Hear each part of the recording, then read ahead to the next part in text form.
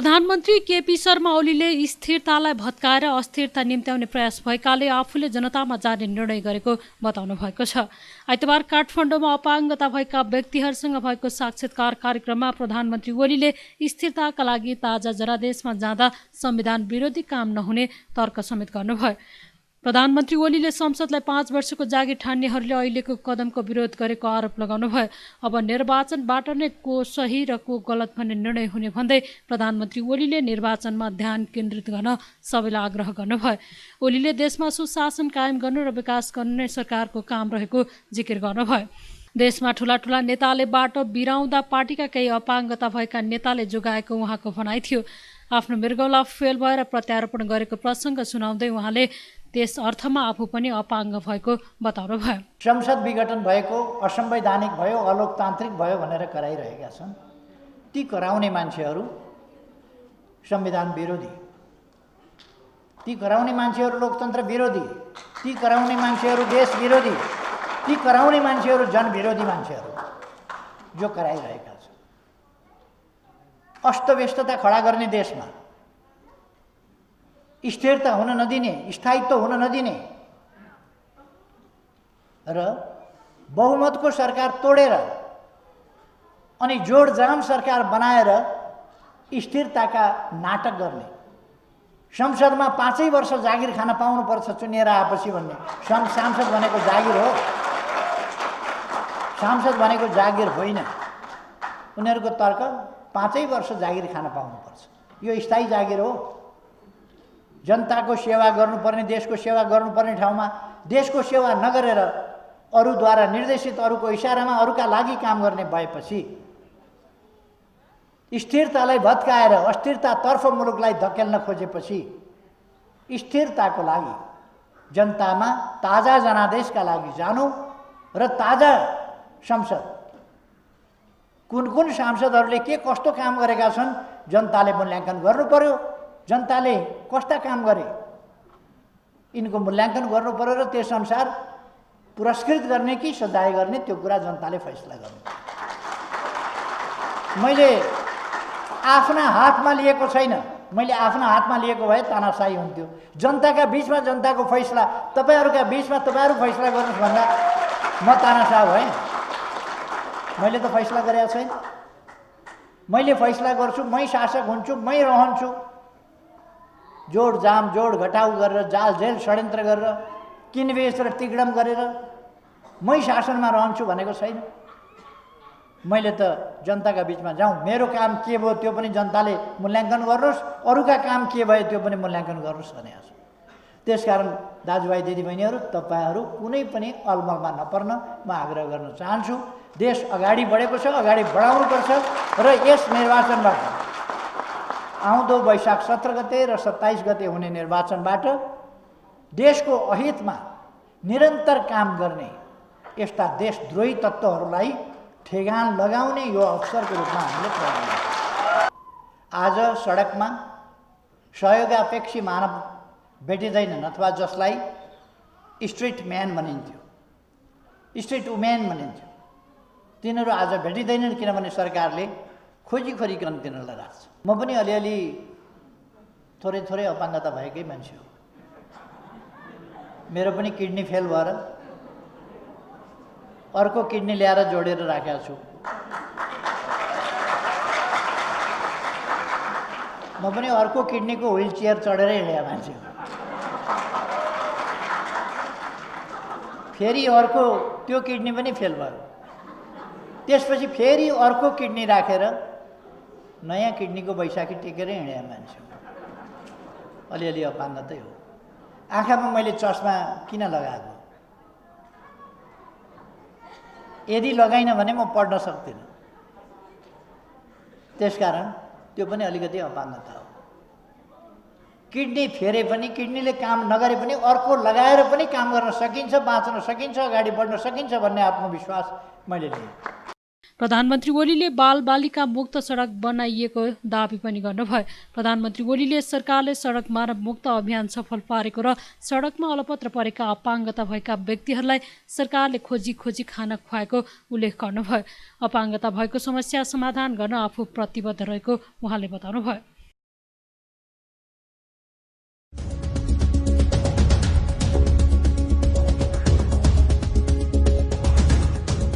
COVID-19 विरुद्धको खोप अभियान माघ 14 गतेबाट शुभारम्भ हुने भएको छ। स्वास्थ्य तथा जनसङ्ख्या मन्त्री हृदय त्रिपाठीले कोभिड-19 विरुद्धको खोप अभियान माघ 14 गते बिहान 10 बजे शुभारम्भ गरिने जानकारी दिनुभएको हो। स्वास्थ्य मन्त्री त्रिपाठीले आइतबार आयोजित नियमित पत्रकार सम्मेलनमा खोप लगाउने पहिलो प्राथमिकतामा परेका फ्रन्टलाइनरलाई खोप लगाएर खोप अभियानको शुभारम्भ गर्ने जानकारी दिनुभयो। मन्त्री त्रिपाठीका अनुसार उक्त खोप अभियान 7वटा प्रदेशका अस्पताल तथा काठमाडौँमा रहेका प्रमुख अस्पतालहरूमा भर्चुअल विधिबाट एकैसाथ शुभारम्भ हुनेछ। माघ 14 गते 7 प्रदेशभित्रका 62वटा अस्पतालहरूमा र 120 भन्दा बढी खोप केन्द्रहरूबाट कोरोना विरुद्धको खोप अभियान शुभारम्भ हुने मन्त्री त्रिपाठीको भनाइ छ। 18 गतेभित्र देशका 77वटा जिल्लाका 300वटा खोप केन्द्र मार्फत खोप अभियान सञ्चालन हुनेछ। मन्त्री त्रिपाठीले पहिलो चरणको खोप अभियान 10 दिनभित्र सम्पन्न हुने बताउनुभयो।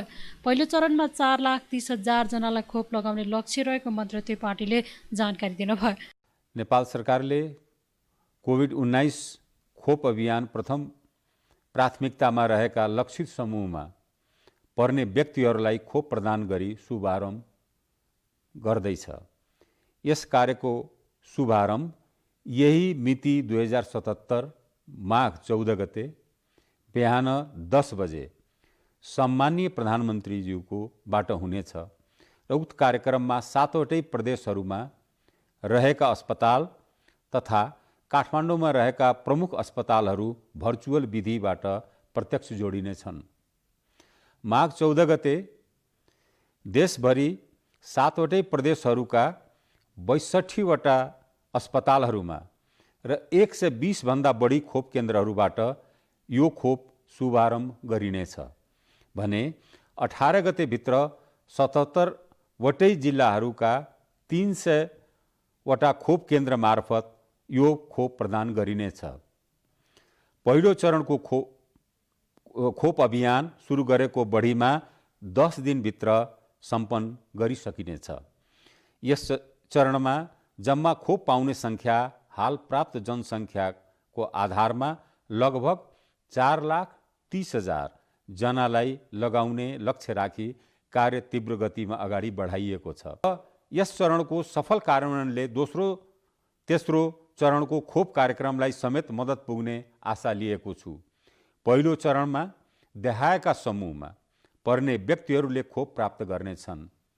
फोहोर मैला व्यवस्थापनमा खटिने फोहोर सङ्कलक तथा चालकहरू, एम्बुलेन्स तथा सवाहन चालक तथा सहचालकहरू, प्रत्यक्ष उपचार सेवा दिने वा खोप व्यवस्थापनमा खटिने स्वास्थ्य कर्मीहरू, खोप केन्द्रमा खटिने सुरक्षाकर्मी तथा स्वयंसेवकहरू, शव व्यवस्थापनमा प्रत्यक्ष खटिने व्यक्तिहरू, महिला स्वास्थ्य स्वयंसेवक तथा सेविकाहरू, अन्तर्राष्ट्रिय प्रवेश बिन्दुमा कार्यरत स्वास्थ्य कर्मी तथा अन्य कर्मचारीहरू, वृद्धाश्रममा रहेका व्यक्ति, हेरचाह तथा व्यवस्थापनमा खटिने कर्मचारीहरू तथा जेलमा रहेका कैदी तथा सुरक्षाकर्मीहरू। आदरणीय दाजुभाइ तथा दिदीबहिनीहरू, आउँदो दिनमा खोप अभियानको निरन्तरता रहनेछ। मन्त्री त्रिपाठीले विश्वभर कोरोना विरुद्धको खोपको माग तीव्र रहेको समयमा सरकारको प्रयास र भारतको सहयोगले खोप प्राप्त भएको भन्दै खोपको समुचित प्रयोग गरी खेर जान नदिने बताउनुभयो। सातै प्रदेशमा खोप अभियान सञ्चालनका लागि टेकु स्थित राष्ट्रिय खोप भण्डारण केन्द्रबाट सातै प्रदेशका खोप भण्डारण केन्द्रमा आवश्यक खोप आइतबार पठाइएको छ।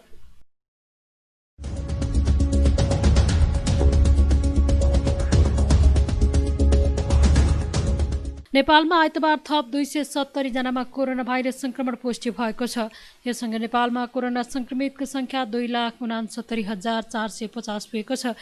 त्यस्तै कोरोनाका कारण थप 7 जनाले ज्यान गुमाएका छन् भने हालसम्म नेपालमा 2001 जनाले कोरोनाका कारण ज्यान गुमाएका छन्। नेपालमा थप 403 जना कोरोना संक्रमित निको हुँदा हालसम्म 2,64,137 जनाले कोरोनालाई जितेका छन्। नेपालमा हाल 3312 जना आइसोलेसनमा छन् भने 145 जना क्वारेन्टाइनमा रहेका छन्।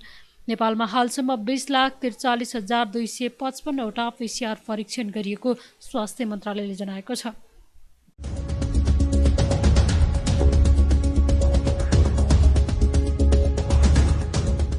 नेपाल राष्ट्रिय एकद्वार प्रणाली कार्यान्वयन गर्न भन्सार विभाग र कृषि तथा पशुपक्षी विकास मन्त्रालय मातहतको 2 विभाग र 1 कार्यालयबीच समझदारी भएको छ।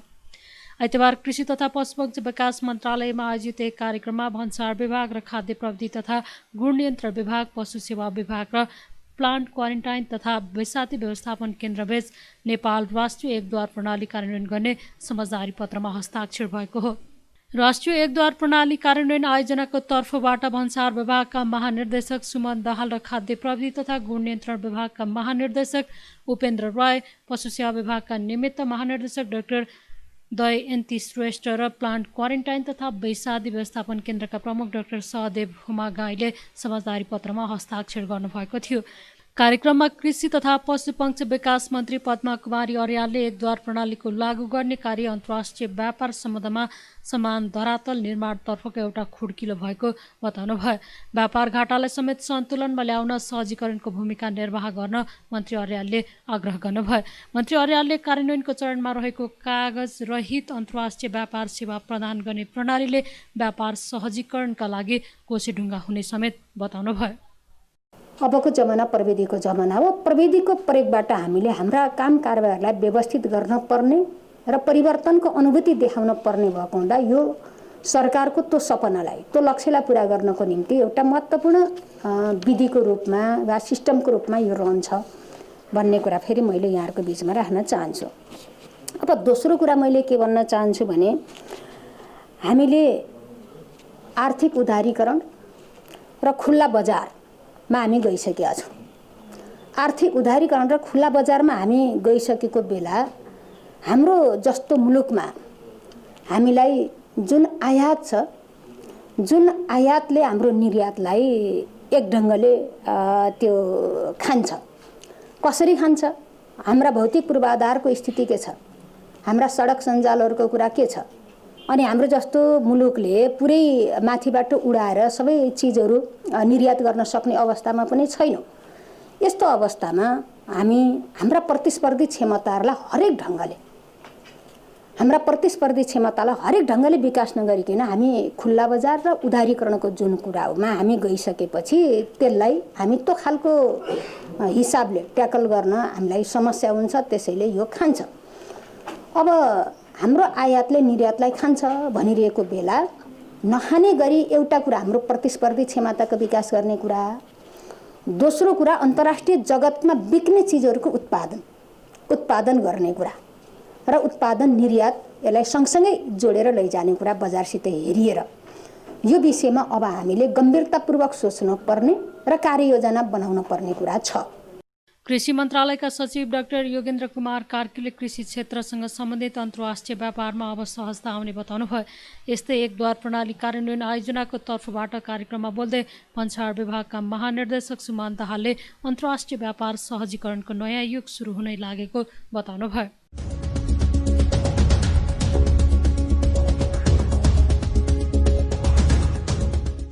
पूर्व प्रमुख निर्वाचन आयुक्त डाक्टर अयदी प्रसाद यादवले अदालतमा निर्वाचनको पक्षमा फैसला आए पनि आयोगले समयमा चुनाव गराउनका लागि दलभित्रको विवाद हल गर्नुपर्ने बताउनु भएको छ। रिपोर्टर्स क्लब नेपालले आइतबार काठमाडौँमा आयोजना गरेको साक्षात्कारमा उहाँले आयोगले नेकपाभित्रको विवाद समयमा टुङ्ग्याउनु पर्ने र यसले नै निर्वाचन हुने वा नहुने कुराको निर्क्योल गर्ने बताउनुभयो। आयोगमा पूर्व नेकपा माओवादी केन्द्र र पूर्व नेकपा एमाले संयुक्त भएर एकीकरण भएको बखतमा आयोगमा विधान नियमावली, केन्द्रीय कार्य समिति लगायतका महत्त्वपूर्ण दस्तावेजहरू पेश भएको सुनाउँदै त्यसको आधारमा पनि आयोगले नेकपाको विवाद हल गर्नुपर्ने यादवको भनाइ छ। आयोगले सर्वप्रथम निर्वाचनको लागि उपयुक्त वातावरण बनाउनु पर्ने पनि सुझाव दिनुभयो। उहाँले नेपालमा सङ्कटको अवस्थामा पनि दलहरूले आपसमा सहकार्य र समझदारी गरेर आयोगलाई समयमै निर्वाचन सम्पन्न गर्नको लागि सघाएको इतिहास रहेको सुनाउनुभयो। अब वैशाख 17 र 27 को निर्वाचनको मिति घोषणा जुन गरिएको छ, मिति घोषणा गर्दैमा मात्रै हुँदैन। त्यसको लागि आन्तरिक तयारी निर्वाचन आयोगले गर्दै जाँदा पनि बाहिरी फ्याक्टर छ, एक्सटर्नल स्टेक होल्डरको प्राइम रूपमा भूमिका पोलिटिकल पार्टी हो। अब त्यसमा पनि मेजर पोलिटिकल पार्टीहरूको पनि जुन सरकारमै सहभागी भएको पोलिटिकल पार्टी भित्रको जुन विवाद देखिएको छ, त्यो विवादले गर्दाखेरि हामी अन्योलमा छौँ, नेपाली जनता अन्योलमा छौँ, हामी तपाईँहरू पनि अन्योलमा हुनुहुन्छ। सबै अङ्गुलीमा छन् के हुन्छ के हुँदैन। त्यसकारण निर्वाचन हुन्छ अनि कुरा यथावत रहेमा र अरू कुरा यथावत रहँदैन। डिफ्रेन्ट भ्यारिएबल्स हुन्छ जसले एक्टिङ गर्छ, काम गर्छ। अर्कोतिर यो व्यवस्थापिका संसदको पुनर्स्थापना हुँदाखेरि इन्स्टेड हुनुपर्छ या हुनु हुँदैन, विघटनै सदर हुन्छ, त्यस सम्बन्धमा सम्मानित सर्वोच्च अदालतमा अहिले बहस जारी छ, त्यो सुनवाईको क्रममा छ। त्यो फ्याक्टरले पनि, त्यो निर्णयले पनि निर्वाचन हुने नहुने कुराको निर्भर गर्छ। यदि दुईटै अवस्था छ, आइदर औरको अवस्थामा त्यसको लागि पनि निर्वाचन आयोगले पर्खेर बस्नुपर्ने अवस्था छ र बस्नै पर्ने हुन्छ। त्यसकारण के भने 17 र 27 को निर्वाचनको मिति हुन्छ, त्यो निरपेक्ष होइन सापेक्ष रूपमा हामीले हेर्नुपर्ने हुन्छ र त्यो कोर्टसँग, सुप्रिम कोर्टसँग पनि को निर्णयसँग पनि सम्बन्धित त्यो छ। त्यसले गर्दाखेरि आगामी दिनमा यी सबै कुराहरू, सुप्रिम कोर्टको निर्णय, राजनीतिक दलहरूको आपसी सहमति मुख्य विषय हो जसले निर्वाचन हुने नहुने कुराको निर्धारण गर्छ। मैले देखेको, मैले बुझेको बारीबाट तपाईँहरू जस्तै मैले देखेको त्यो। त्यसकारण निरपेक्ष रूपमा निर्वाचन हुन्छ गर्ने भन्ने किसिमबाट मात्रै निर्वाचन आयोगले अगाडि बढेर पनि हुँदैन।